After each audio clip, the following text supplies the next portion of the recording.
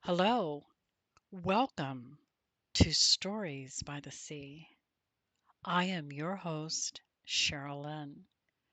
Come on in and sit by the fireside as I read you a story called The Last Gift. It is a true story, a tale of true love. I wish so that I could start out the story once upon a time, but that would merely imply that this story is merely a fairy tale. While there are a lot of magical moments that happened, it is definitely a true tale. It started out, I do recall, it was that early spring where the air is fresh and welcoming. I was looking for a place to live, and I found an ad. It had a guest cottage for rent, and I called and made an appointment to take a look at the rental earlier that day. And I will admit, the moment I read that ad and saw those pictures, I already knew this is where I wanted to live. A matter of fact, I even quit looking at the other ads. I met the owner of the property. Her name was Rada. She was a pleasant, warm person. When I arrived, she showed me around the property. It was loaded full of eucalyptus trees, pepper trees, and gorgeous flowers of bocadevilla and birds of paradise all over. This guest cottage had so many windows and a lovely interior. The location offered incredible mountain views with such a peaceful setting. As far as the eyes could see was rolling mountains in Southern California. All around was open spaces and canyons with hiking trails. Her house rested high up on top of a canyon ridge. The guest cottage was around the back. I told her that I would be willing to move in as soon as possible. I paid her a deposit and told her that I would just be waiting for her decision whenever she wanted to process this paperwork. She said she would be making her decision shortly. I was so excited. She gave me a call and said that she felt that this was the perfect fit for both her and I. I had spent so much time looking for a place to call home, and I found exactly what I was looking for. Well, we had set the move in date, and I explained that me and my kitty Gingeroo were going to be so delighted to live there. She warned me, though, to please stay near my cat because coyotes were all in the canyons and are often spotted right in her yard quite frequently, even sometimes as close as her front door. I told her I will make sure that Gingeroo, my kitty, will stay near me when I'm outside with her. I will certainly remain vigilant and alert. Well, moving day was exciting. I had recruited all of my friends with an offer, of course, of pizza and drinks afterwards. Because I had so much help, the moving went quite smooth. After we had finished, we enjoyed with some good food and cold drinks, and I thanked everyone. And after they left, I just felt so relieved. The worst part was over. I could not wait to start unpacking and making this place my own. My cat Gingeroo had somehow made herself at home. Now she was 14 years old, learning to just roll with things. It was a relief for me to see that she was not under distress or full of anxiety from the move. As a matter of fact, she was snooping around, checking all the rooms out, and seemed quite at ease. I knocked on Rhoda's door and thanked her for letting us use the front part of that driveway for the moving truck to be having that quicker access to the front door. And she stepped outside and said, if you're unpacking and realize you need some extra storage, you could always use my garage. I've got plenty of space. It's a 2.5 car garage, and I only use this one section. Let me show you. We stepped inside, and as we went to the side of the garage, this orange tabby cat stood up from the hood of her car and stretched. He stepped towards me and he greeted me with this raspy, deep meow. Meow, meow. I leaned in to look at him, and this cat touched my face, and our noses kissed. And she said, "Wow, what a greeting. He acts like he already knows you." And I explained, "Well, I'm such an animal lover. I guess he just must know." And I looked in his eyes, and they were completely cross eyed. And I said to her, "What is your cat's name, Rhoda?" And she said, "Well, he really isn't my cat." She explained that when she bought the house, the cat had been abandoned there by the previous owners, so she sort of acquired him with the home. He was so scruffy. He was missing patches of hair, severely matted hairballs, and dreadlocks. He was extremely cross eyed. He also just had a dingy look to him with little nicks and pieces missing from his ear. Radha then explained that even though when she lived in India and grew up, they never really had pets. It's just not what they did. Pets and animals just were not in their home. So she just fed him out of pity. She named him Kitty. When she moved in the house 7 years ago, he was left outside to fend for himself. But he was very keen and smart. She said he had survived where most cats would not. Now, this house was high up on a bluff, surrounded by canyons where all the coyotes lived. But he was a survivor. And of all those years of living outside, it really showed in his fur and eyes. But oh, was he a character. Later that evening, I left to go get groceries to stock in my new pantry, and I drove away wondering how could a family just drive away, abandoning him up on that bluff, knowing they were leaving him for good to fend for himself. I don't know about you, but that can't possibly feel good. I would think that it wouldn't feel good to be left behind by anyone, even if you were an animal. When I moved into the cottage, my cat Gingeroo didn't really care for Kitty coming near her new territory at first. Kitty kept his distance and would only sit in the yard near my front door, hoping my little Gingeroo would come outside. But by that summer, they were hanging out together, enjoying the summer. They didn't really fight. They didn't really groom each other. They didn't really cuddle, but they would sit together on top of the leather vinyl hot tub cover, just enjoying each other's company and absorbing the sun. Rada explained that even though she had times thought about giving him away, he was so content being there. And after all, that was his home. I looked into the yard one day and saw the two of them, my kitty and hers, sitting on the hot tub cover enjoying the sun with their eyes closed. And I explained to my landlord how much that just warmed my heart. He was such a loving kitty, but so pitiful looking. I'm sure it must have been lonely up there for years with no kitty company.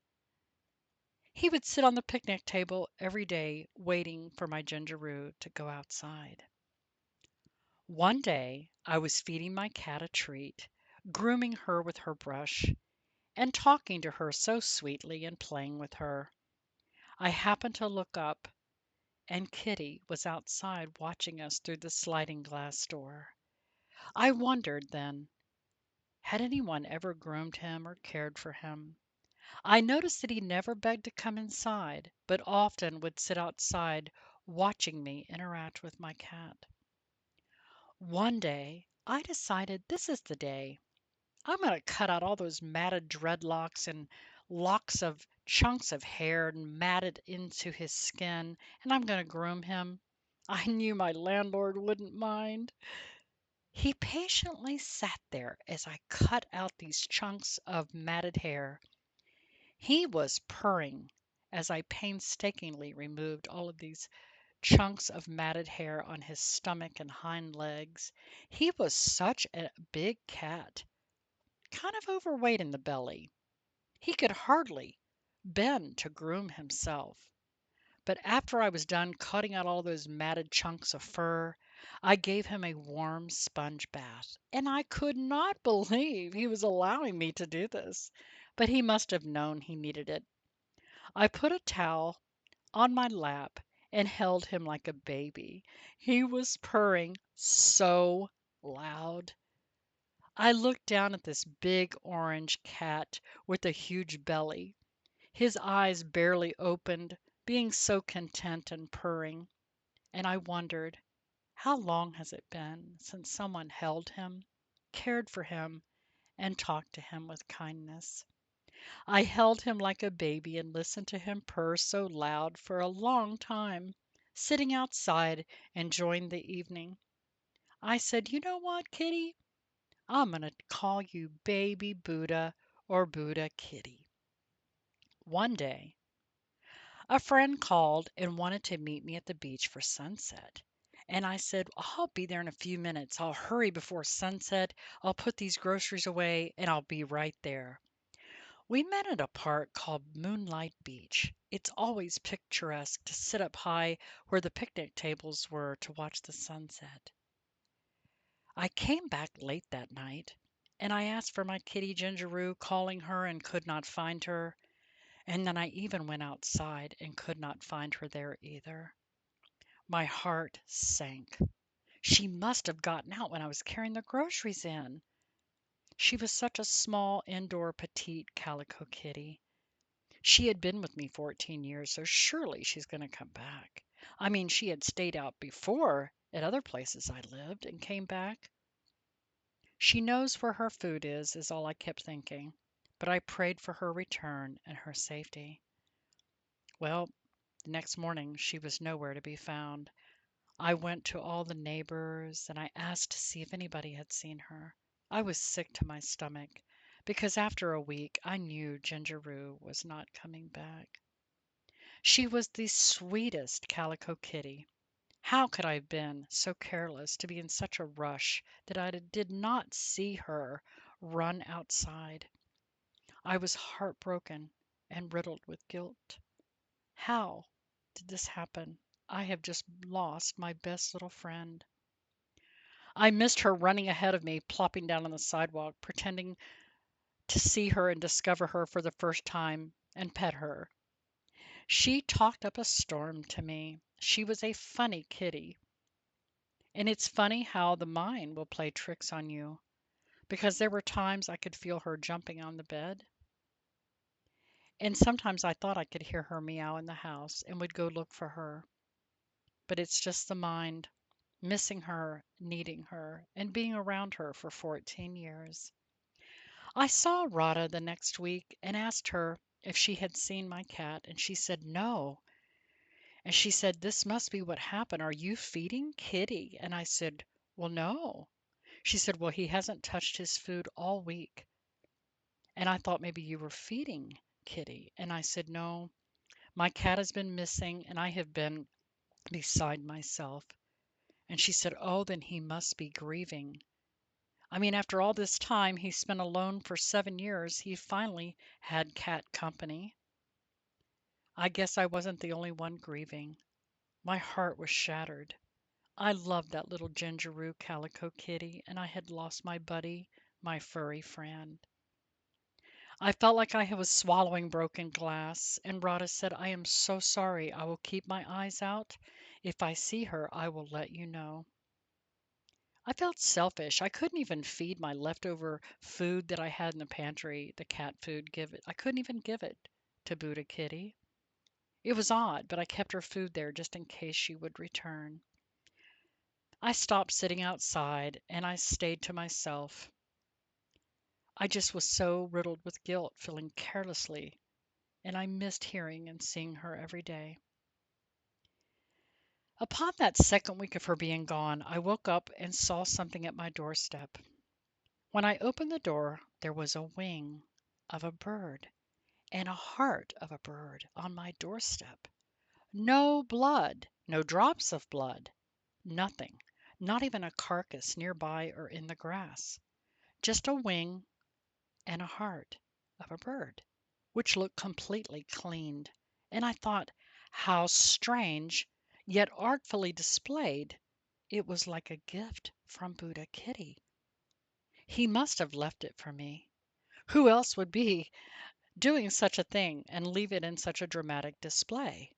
And then I thought, well, if it was Gingeroo, she would have meowed to want in. He must have done this hunting somewhere else and then brought the heart and wing to me, and somehow without blood. But even more perplexing, how in the world was this severely cross-eyed cat catching birds anyway?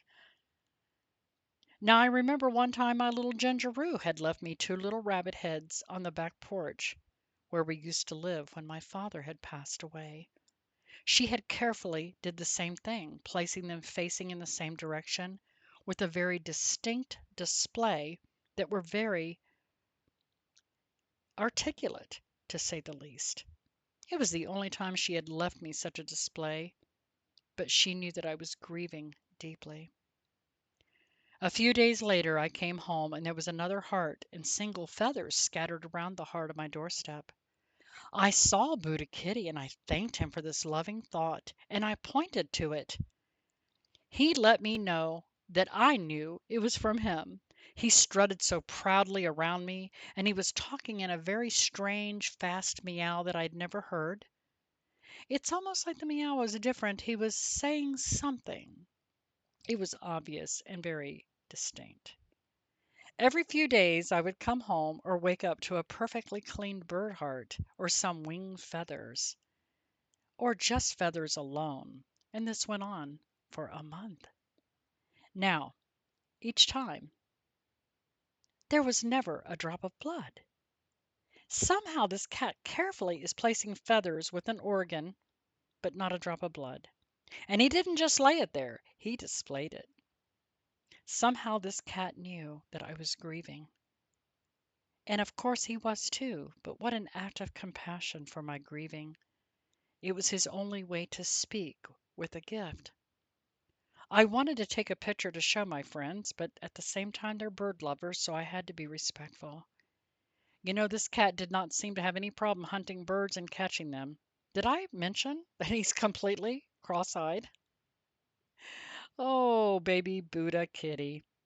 I finally let Buddha Kitty come into my house, and I told him he could be my kitty. And right away he knew. He didn't jump on the counters. He meowed when he wanted out, and he loved the cuddling and purring. And he also loved shoes, and he always put them on the correct feet.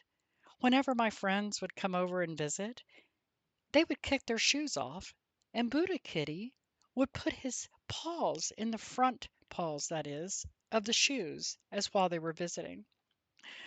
Whenever I would come home, he would run up to me and fall at my feet and pet me, just the way Gingeroo used to. He gave me so much love. Well, you know, by that fall, I eventually adopted two kittens from the shelter. I was so happy to bring these kittens home. And every morning, Buddha would stop by to visit me in the morning. But one morning, Buddha saw the kittens in my home and disappeared for a week. I asked my landlord, "Have you seen Buddha Kitty?" And she said, "Yes.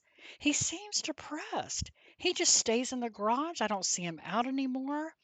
He's hardly eating and he looks so pale. And I'm not sure what's happening. Maybe he doesn't feel well." And I said, "Well, let me go visit him." I went into the garage and I petted him, and he responded, acting glad to see me, but at the same time seemed to be sulking. His coat didn't look as good, and his eyes looked so sad. And I picked him up and I held him like a baby. And I looked at his eyes and I said, "Buddha Kitty, don't you know? I still love you. You're always going to be my kitty. Just 'cause I got new kittens doesn't mean I don't love you. I will always love you. Come on, go meet 'em. Maybe you can be their uncle or their big brother." I scooped him up and I carried him out of the garage, and he immediately started purring. I held him like a baby and said, "You know what? You and I are buddies." I took him in the house to meet the kitties, and when he went inside, the kittens were so curious of him. He ran right over and laid on their toys, and of course the three of them had a catnip party to break the ice. After that day, he didn't stay in the garage anymore, and he was no longer depressed.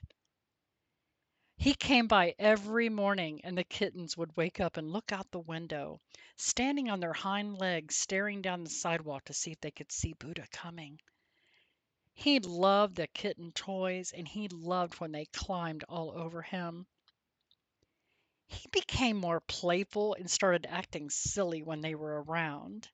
He would turn his head sideways like a dog who's hearing something in a very animated way, then would take off running. He was full of this quirky, fun personality. The kittens were so good for him. A few months later, though, both Radha and I noticed that Buddha had lost quite a bit of weight suddenly, and he wasn't acting like himself. He wasn't as playful, and he was drinking water but not eating. He would stand, but his legs would be very wobbly and shaky. I came by one morning and I tried to help him stand to drink water, and he fell down. Don't ask me how, but that morning there was also a small little gift on my doorstep. Maybe a tail of a rodent, not quite sure, but it wasn't the usual elaborate display of feathers and hearts. It had been so long since he had left me a gift, and I pointed to it and I thanked him. He went and sat in the sun, and I wondered, why did he start leaving me presents again? I think he was saying goodbye. I watched him lay in the sun with his eyes closed. He was laying there so regal and royal, like a sphinx, and I wondered if he was dying. He sat outside with this peaceful look like he was meditating in the sun. As he as he laid in those rays of sun warming his fur, he didn't seem to be in pain. Later that evening, as the sun was setting, Buddha Kitty became weaker and could not stand up. I laid him in his bed inside the screen porch. That morning, when I woke up, he was gone. He never came by to see the kittens again. I went to work wondering maybe where he was, or was he hiding? Maybe he had hid in the garage. When I returned, he did not come out to greet me. He was nowhere to be found. I was sure he went somewhere to die. I knew, I just knew, I was never going to see Buddha Kitty again. When I came to my doorstep to open my door, I noticed there was a small tail and an organ of a lizard, the small lizards we always see around this area. And my first thought was, no way! I can't believe this. He was so weak he could hardly stand up last night. My kittens have been inside all day. How was he able to catch a lightning fast lizard? Uh, Completely cross eyed at that, Buddha Kitty had left me a gift, another gift. It was a gift of love and gratitude. He was thanking me for loving him, and I felt it. So you see, I showed him that he mattered. I wasn't his food provider.